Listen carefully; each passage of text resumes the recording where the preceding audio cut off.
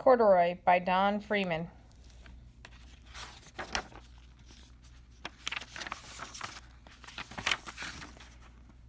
Corduroy is a bear who once lived in the toy department of a big store.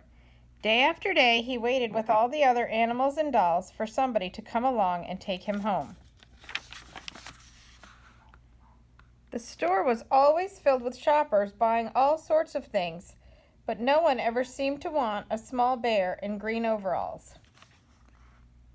Then one morning, a little girl stopped and looked straight into Corduroy's bright eyes. "Oh, Mommy," she said, "look, there's the very bear I've always wanted." "Not today, dear," her mother sighed. "I've spent too much already. Besides, he doesn't look new. He's lost the button to one of his shoulder straps." Corduroy watched them sadly as they walked away. "I didn't know I'd lost a button," he said to himself. "Tonight I'll go see if I can find it."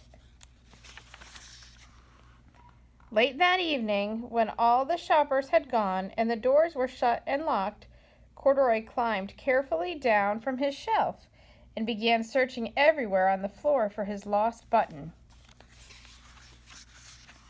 Suddenly, he felt the floor moving under him.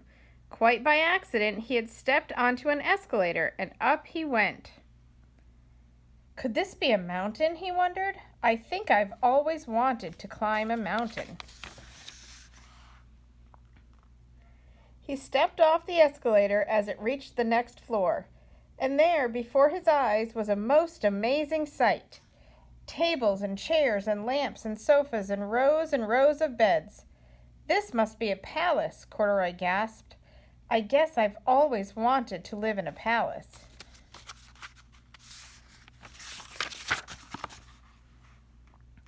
He wandered around admiring the furniture. "This must be a bed," he said. "I've always wanted to sleep in a bed." And up he crawled onto a large, thick mattress.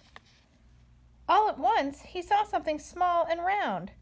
"Why, here's my button," he cried. He tried to pick it up, but like all the other buttons on the mattress, it was tied down tight. He yanked and pulled with both paws until pop! Off came the button, and off the mattress Corduroy toppled. Bang into a tall floor lamp. Over it fell with a crash. Corduroy didn't know it, but there was someone else awake in the store. The night watchman was going his rounds on the floor above. When he heard the crash, he came dashing down the escalator.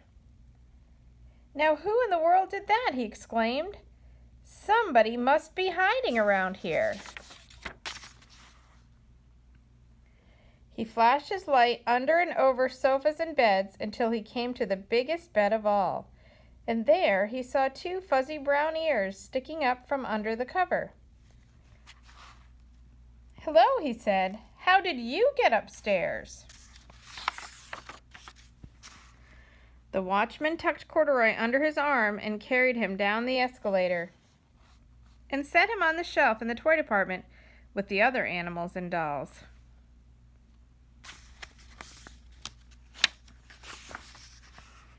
Corduroy was just waking up when the first customers came into the store in the morning, and there, looking at him with a wide, warm smile, was the same little girl he'd seen only the day before. "I'm Lisa," she said, "and you're going to be my very own bear. Last night I counted what I've saved in my piggy bank, and my mother said I could bring you home." "Shall I put him in a box for you?" the saleslady asked. "Oh, no, thank you," Lisa answered, and she carried Corduroy home in her arms. She ran all the way up 4 flights of stairs to her family's apartment and straight to her own room. Corduroy blinked. There was a chair and a chest of drawers, and alongside a girl-sized bed stood a little bed just the right size for him. The room was small, nothing like that enormous palace in the department store. "This must be home," he said. "I know I've always wanted a home." Lisa sat down with Corduroy on her lap and began to sew a button on his overalls. I like you the way you are, she said, but you'll be more comfortable with your shoulder strap fastened. You must be a friend, said Corduroy. I've always wanted a friend. Me too, said Lisa, and gave him a big hug. The end.